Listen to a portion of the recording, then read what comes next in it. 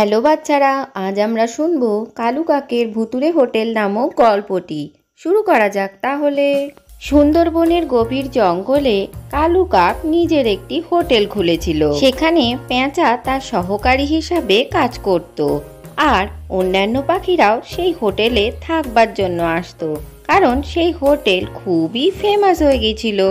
আপনার হোটেলে থাকবার জন্য কি কোনো রুম ভাড়া পাওয়া যাবে?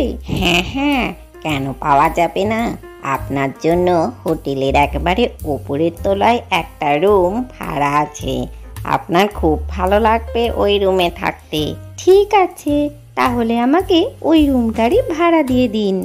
এরপরে কালু কাক তার রুমের চাবিটা টিয়াকে দিয়ে দেয়। আরে পেঁচা, তুমি ওনাকে ওনার রুমটা দেখিয়ে দাও। চলুন আপনি আমার সাথে, আপনার রুমটা দেখিয়ে দিচ্ছি।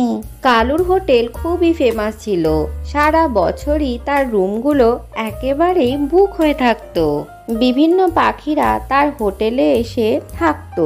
অন্যদিকে কালু কাকেরই ভাই ছিল যজ্ঞু, আর তার বউ ছিল কাকলি। যজ্ঞু খুবই অলস প্রকৃতির ছিল। একদিন কাকলি তাকে বলতে লাগলো, আরে অনেক বেলা হয়ে গেছে, এবার তো ওঠো। আমার মা তোমাকে দেখে বিয়ে দিয়েছিল, কিন্তু তুমি তো কোনো কাজই করো না। ওদিকে তোমার ভাই কালু কাককে দেখো, সে হোটেল খুলে দিব্যি হোটেল চালাচ্ছে, আর তুমি ঘরে ঘুমিয়ে রয়েছো। কি করব কাকুলি, এই হোটেল খোলবার জন্য তো অনেক টাকার দরকার। আমার কাছে তো কোনো টাকাই নেই, কি দিয়ে হোটেল খুলবো বলো? তখনই সেখানে কাকলির মাও এসে হাজির হয়। আমি একই কথা শুনছি যজ্ঞ, তুমি নাকি কোনো কাজই করো না, বাড়িতে শুয়ে শুয়ে শুধু সময় নষ্ট করো। তুমি কেন হোটেলের ব্যবসা খুলছো না? আর কাকলিও তোমার সাথে থাকতে আর রাজি হচ্ছে না, বাড়ি ফিরে যেতে চায় সে। তুমি একটা তো কিছু করো। আমি আসলে ব্যবসাটা তো খুলতে চাই, কিন্তু আমার তো সেরম কোনো টাকা পয়সাই নেই যা দিয়ে আমি হোটেলের ব্যবসা শুরু করব। ঠিক আছে, সে নিয়ে তোমাকে চিন্তা করতে হবে না, আমি তোমাকে হোটেল খুলতে সাহায্য করব। এরপর যজ্ঞও কাকলির মায়ের সহযোগিতায় একটি হোটেল খুলে ফেলে। আরে মা, আমাদের হোটেল তো কি সুন্দর হয়েছে। তারা তিনজন হোটেল তো খুলে ফেলে, কিন্তু সেখানে কেউ থাকতেই আসে না। সারাদিনই তারা বসে থাকে। হোটেল তো আমরা খুলেই ফেললাম, কিন্তু কেউ তো থাকতেই আসছে না। তাহলে এই ব্যবসা চলবে কিভাবে? দাদার হোটেলেই তো সমস্ত পাখিরা থাকতে চলে যাচ্ছে। এটা তো আমিও লক্ষ্য করেছি।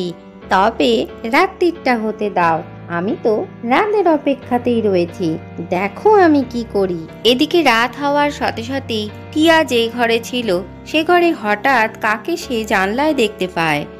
আরে তুমি এই ঘরে কি করছো? এই ঘর তো আমার, আমি অনেক দিন ধরে এই ঘরেই থাকি, যাও এখান থেকে। ও, যাবি না তাহলে এই ঘর থেকে? তাহলে তুই মরার জন্য প্রস্তুত হ। না না, আমাকে মেরো না, আমি এক্ষুনি এই ঘর ছেড়ে দিচ্ছি। এই বলে টিয়া খুবই ভয় পেয়ে যায়। সে সেখান থেকে তখনই উড়ে পালিয়ে যায়। রাত্রের বেলা এই খবর পুরো হোটেলের মধ্যেই ছড়িয়ে যায়। তখন সমস্ত পাখিরাই এক এক করে হোটেল ছাড়তে থাকে, আর তারপরে যজ্ঞু কাকের হোটেলে সবাই এক এক করে আসতে থাকে। আরে দেখেছিস কেমন বুদ্ধি পার করেছি বল, সবাই এখন আমাদের হোটেলে। পরের দিন সকাল হয়ে যায়। কালু কাক তো খুবই চিন্তিত হয়ে পড়ে। সে পেঁচাকে বলতে থাকে, কি ব্যাপার হলো বলো তো? এই আমাদের হোটেলের মধ্যে ভূত কোথা থেকে এলো? আমার তো মনে হয় এটা কোনো ষড়যন্ত্র হবে। কেউ ইচ্ছা করেই হোটেলের বদনাম করার চেষ্টা করছে, আর আমি বুঝতে পারছি কে এটা করেছে। ঠিক আছে, চলো এখন আমরা বাড়ি যাই, এখানে থেকে আর কি হবে। কালু কাক আর পেঁচা চলে যেতেই সেখানে দুটো চিল এসে হাজির হয়। আরে এই হোটেলটা তো খুবই সুন্দর, আজকে আমরা এই হোটেলটা লুট করে নেব। সর্দার, আমি তো শুনেছি এই হোটেলটা ভুতুড়ে হোটেল, এখানে লুটপাট করতে গিয়ে আমরা না নিজেদের প্রাণটাই হারিয়ে ফেলি। কি বলছো কি এসব? এই হোটেলে ভূত আছে? তাহলে এক্ষুনি চলো এখান থেকে, আমাদের লুটপাট করার কোনো দরকার নেই। সর্দার, আমরা এখানে কিছু না করলেও যজ্ঞুর হোটেলে তো আমরা যেতেই পারি, ওখানে তো আর ভূতের উপদ্রব নেই।